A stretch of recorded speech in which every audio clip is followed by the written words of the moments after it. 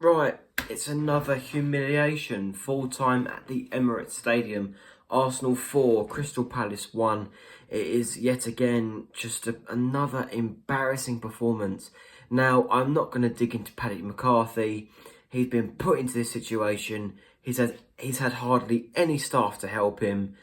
Playing against the league leaders, it's just not been good enough throughout the course of 2023.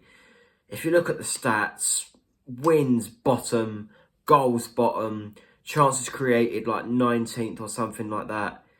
Like, this team is just going berserk at this moment in time. Like, the attack is shocking, defensively was bad, midfield looks like we haven't got a midfield. We could be going down, boys. We could actually be going down this year. Going through the game, we actually had a very close chance to go 1-0 up. Zaha, great save by Ramsdale onto the post. It could have been a shock lead, but we switched off. Martinelli, you can't switch off against top of the Premier League. You just can't do it. Martinelli with a brilliant finish past Whitworth, who I must admit, Whitworth, he was better against Brighton. I'm not going to judge him that much. He's 19, he's got a lot to learn if he's going to be starting, for us in the future. But, the goalkeeping today wasn't great from Whitworth. Martinelli's goal was, again, a great finish. Bukayo Saka, it was actually more interesting to watch Arsenal than us. More interesting to watch Arsenal. Because they were just it was so smooth, their attack. Smooth as a baby's bum, really. Saka's goal, just sublime. Absolutely sublime. Then second half, we knew it was coming.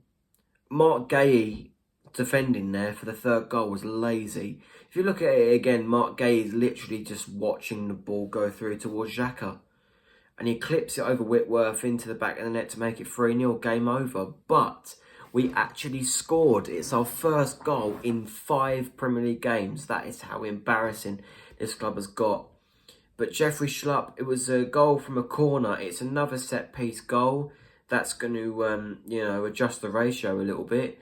But Jeffrey Schlupp has scored. I'm happy for him. It's another goal for Jeffrey Schlupp this season. I think he is now in the bracket of Premier League players for Palace who have scored more than 1 goal this season, because he netted it at Old Trafford as well against Manchester United. So there you go. The fourth goal, what is Will Hughes doing? He's just come on. There's no excuse for him to be knackered or anything like that. But he's lazy in his clearance, clears it straight out towards Trossard, gives it to Saka, and it was an easy finish for 4-1, and that was genuinely game over. And to make things even worse, on the exact same day, Brighton are through to the semi-finals of the FA Cup by winning 5-0 against Grimsby, and while they're scoring 5, we're conceding 4. And that is how we roll at this moment in time. Like I said, I'm not going to blame Paddy McCarthy for anything. He's tried his best, but he's not going to be a Palace manager anytime soon. I was thinking to myself, maybe if we win, he could be a contender to be the manager for the rest of the season. But no, that's it. McCarthy out, if you know what I mean. Now we've got to look forward to who's going to be our new manager. Now, I'm going to do a little bit of a rant now. If Roy Hodgson is our new manager, the board are absolutely spineless. We know this anyway, from going into the old phone book in January to try and get Gallagher back, Wan-Bissaka back, even Ruben Loftus-Cheek. But now we're trying to go into the old phone book to try and get back Roy Hodgson, who kept us up in 2017, relied on Loftus-Cheek, Milivojevic and Wilfried Zaha to drag us to safety. It's not going to work. It's absolutely not going to work. Roy cannot come back to this team. I forbid it. I absolutely forbid it. It can't happen. It just cannot happen. And, the future of this club, I'm not really interested in this result, to be fair. The result I knew was going to be a thrashing anyway. I'm just so angry at how laid back we were, even though we're trying to get back into this game. And then Will Hughes with a stupid clearance. Another mistake, another loss. 4 more goals conceded this season and only 1 scored. It's just not, it's not good enough. It is not good enough from Palace this season whatsoever. Our next games, right? Leicester, Leeds, Southampton, Everton, Wolves, West Ham. And then we've got Tottenham, Bournemouth, Fulham and Nottingham Forest.